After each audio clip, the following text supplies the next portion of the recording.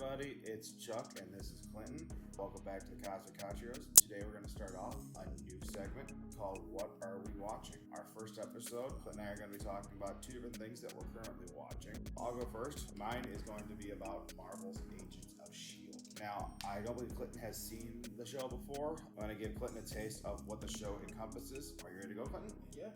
All right, awesome. All right. Marvel's Agents of S.H.I.E.L.D. is a show within the Marvel Cinematic Universe that shows the Agents of S.H.I.E.L.D. dealing with the threats that the Avengers can't always handle. What I really like about the show is that throughout its time, the character development of each character can basically grab your attention in different ways. Whether it's Phil Coulson, his desire to basically rebuild S.H.I.E.L.D. from the ashes of what happened in the events of the Captain America movie, or the fact that Daisy Johnson in the show starts off as Sky, then becomes Daisy Johnson, then becomes the Inhuman hero Quake, and that also had major ramifications throughout the show as well. So I think that's, character development was a very important part of that show. Gotcha. I could definitely tell that there was awesome character development with it, which is what kept the show wild last. Yeah. Out of curiosity, what was one of your favorite story arcs? Like some of your favorite story arcs from Agents of S.H.I.E.L.D.? Well, that's a great question. So the Ghost Rider story arc that leads into the framework. That's a really cool portion of one of the seasons. I believe that was season 4. And what that did was it easily showed how the characters wanted something more than what they had in their life. They are going to do whatever they want you to get there. And the Ghost Rider was really the element that was basically bringing them back to that grounded reality. It was a very sobering season. Some framework set up for the actual storylines. Out of curiosity, what would you say that stood out from all of the scenes, or from like just the series itself? What stood out to you about that specific arc? That arc would be for season 4. That arc would be the portion where season 4's finale basically brings the framework into the real world. Okay. They start using LMDs to create the framework in the real world, and the Ghost Rider gives his powers to Coulson. For those who don't know, LMD. Lieutenant Major Dynasty? I don't know. Locate my defenders? League most dominant. Life model decoy. The what? Yeah. So imagine you're injured. You're like you're a politician. Like you're Nick Fury, right? All right. You're Nick Fury. You've been injured. You're bleeding out, but you're in recovery, and S.H.I.E.L.D's keeping you safe. But you need something to be the front face to look like you're still okay. A life model decoy is basically a robot or a android that's you. So, without spoiling, hopefully I'm connecting things properly. Are you saying that at some point Nick Fury was an actual decoy on Earth while he was off in another planet? They're using, I know, watching Secret Invasion, they're kind of dealing that with like the Skrulls being like LMDs, basically, model decoys, but in the show Agents of S.H.I.E.L.D., it was androids, robots. So basically, non-feeling, non-living beings. They have your memories, they know who you are, they know everything about you, but they aren't you. Is this like S.H.I.E.L.D. tech? Yeah. LMD. LMDs are S.H.I.E.L.D. tech. In the show, they explained it as Fury wanted LMDs in case an Avenger were to go down or something like that. They would take the spot of that Avenger, making people think that Avenger was okay until the actual Avenger could return. How did they get the idea from like him? Did they get the idea from Stark? It was just the LMD project. That's all.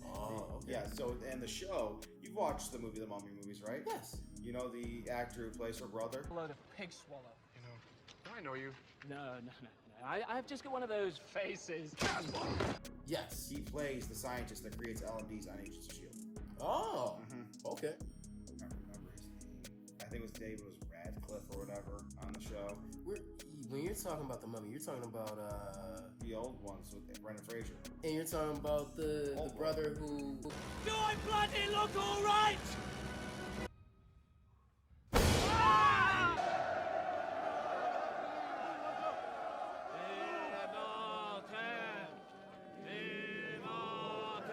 Yeah. Okay. Yeah, the British brother, her that brother. Was so weird. Yes. Yes, he played Holden Radcliffe, I believe, on the show, and he creates LMDs, and basically that's where they go from there, because in the final season of the show, Coulson's an LMD. Okay. He's not real. Coulson dies halfway through, like halfway 3/4 of the series. So he comes back from the Avengers event in the first season. They use the Tahiti Project, which basically brings him back to life. Time out. How many times have we watched Coulson die?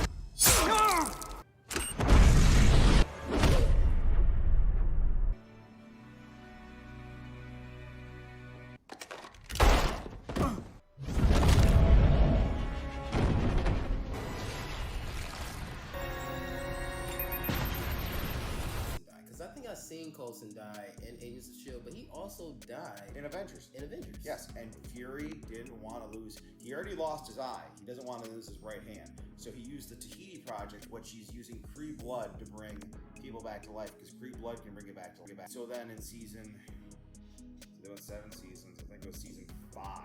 He finally dies because the Tahiti Project, the blood that keeps him alive, was also killing him. Kind of like the arc reactor was killing Tony? Yeah. Gotcha. So it winds up being the thing that is all his ultimate demise. And then in season 6, it's an alien from another planet from the, I don't know if it's from the future or whatever, or trying to take and destroy Earth or something to that effect. But the alien takes. I'm sorry. Hinata, what are you doing? Your paws are clean, bro. Chill. Sorry, guys. As you were saying. So the alien takes the form of Coulson. Okay. And then in season 7, the final season, basically season 7 is like a wrapped up little bow. They kind of meshed what happens in Endgame with what happens in S.H.I.E.L.D. So they use time travel through the quantum verse and stuff like that to go back in time, because they're trying to stop, at the time, what are called, what are they called again? They're an advanced species that basically wants to destroy all humanity and stuff like that. So what they do is they travel back in time, but they need someone who knows time periods. And who better knows time periods than Phil Coulson? So they build an LMD Phil Coulson that has all of his memories and stuff like that to help navigate them through time. Why not just go, because we're already in the Marvel universe, why not have just grabbed a variant of Coulson? Because there's no variants yet. Variants didn't come out until they did Loki came out. This came out before Loki did, so there was no variants yet. They hadn't introduced that stuff. No variants. Yes, but the multiverse existed though. They haven't introduced any of that stuff yet. That this came out when Endgame was coming out. Gotcha. Okay. So a scene that really stood out to me on the show, in a season, it was the season 3 finale.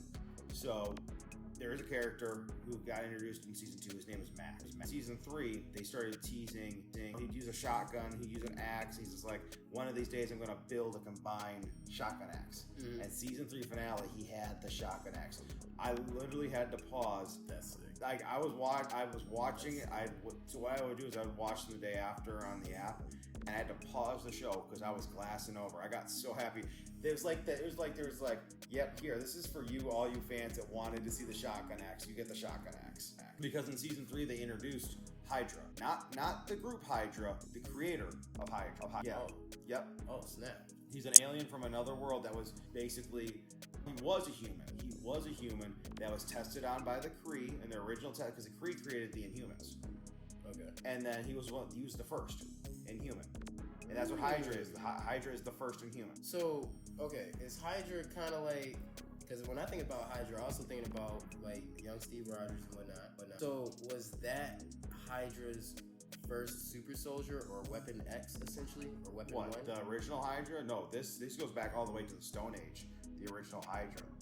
The Kree came to Earth in prehistoric times and were testing on cavemen to create the perfect beings. They wanted to create Inhumans that would basically be their foot soldiers to fight wars for them, and then the Inhumans wound up turning on the Kree and fighting them and stuff like that. So Inhumans were before our mutants and stuff? Yeah, Inhumans were the first.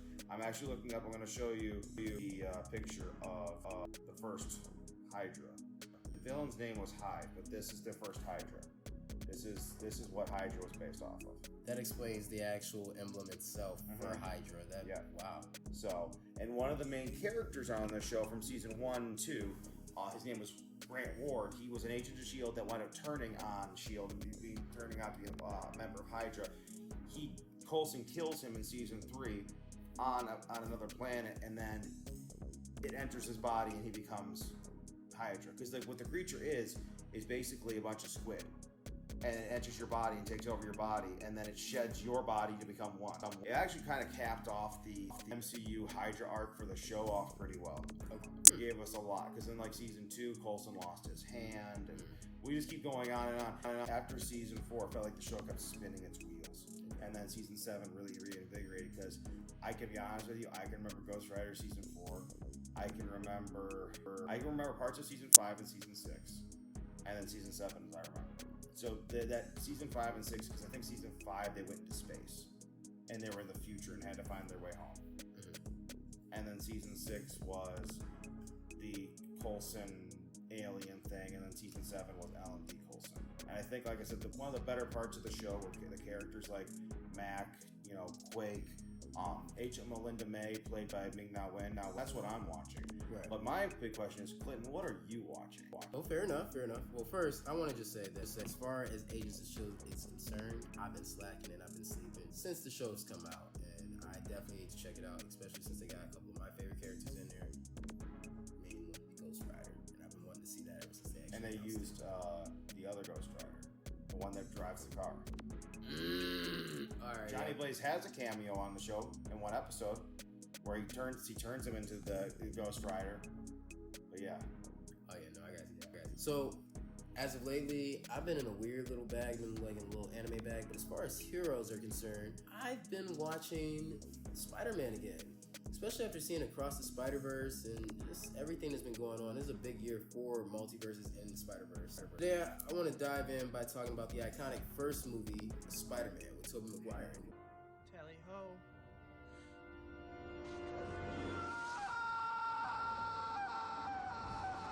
Tobey Maguire. It's a very relatable and very, very honest portrayal. His chemistry with Kristen Dunst, played Mary Jane Watson, was simply fun. However, I'm not sure if I fully cared for Kristen Dunst as an actress. That's just me personally. I like the way she looked as Mary Jane. I believe that she was a pretty face. I believe that she may have looked like Mary Jane. But funny enough, the movie itself, I think they even said that when she was acting, they said I needed acting lessons. I wasn't too far away from the truth at that time. Honestly. Here's an interesting fact for you, though. Did you know that Tobey Maguire wasn't the first choice to play Spider-Man? Initially, the role was offered to Leonardo DiCaprio, but he turned it down. Maguire's performance, however, won over, the world, essentially. Yeah, which is funny, because another interesting fact was that this movie was supposed to be directed by James Cameron, and it was going to be so over the top, it would have been rated R and included a scene between Mary Jane and Peter. You told me about that. So, which would have been crazy. You told me, the little meme that just went through my head. Now let's dive into the plot. The film follows the journey of Peter Parker, a high school student who gains incredible spider-like abilities after being bitten by a genetically altered spider. As he grapples his newfound powers, he must also face the Green Goblin, played brilliantly by Willem Dafoe. This is my side note. I'd love to see Willem Dafoe as Joker. I know we got to see him as Ryuk back in Death Note, which was a HP movie, but it wasn't a great movie. I will do a different video on that at a different time. I still have not finished the movie. 2 minutes in, guys, and I've not watched it since it came out. On purpose. Oh, it's not as good as Dragon Ball Evolution. Okay, Chuck, you want to get canceled? Dude. You want to get canceled? No. Oh, Lord. It's a great movie. It's an amazing story, written perfectly. Can you feel my sarcasm? I feel it. It still hurts. I know. It still hurts. Oh, go ahead, though. So as we wrap our review, let's discuss the legacy and impact of the first Spider-Man movie. Definitely paved the way for the modern superhero film genre as we know it today. Its success has led to 2 more sequels and remains a fan favorite even after all these years. That's really it for our breakdown today, guys. We hope you enjoyed interesting facts and insights we shared. Don't forget to let us know your thoughts and comments below, and stay tuned for more reviews. Thanks for watching. Be sure to like, share, and subscribe to the channel, especially with the new videos that we will have coming out. Right now, we're in the process of gaining our structure, getting things together, and making sure that we can make this a smooth experience, not just for us to do, but also be able to provide to you guys who actually show up. And for those of you guys who do show up, thank you. And we hope to see you guys soon again. That's Clint. I'm Chuck. This has been the Cosmic Couch Heroes. We're out.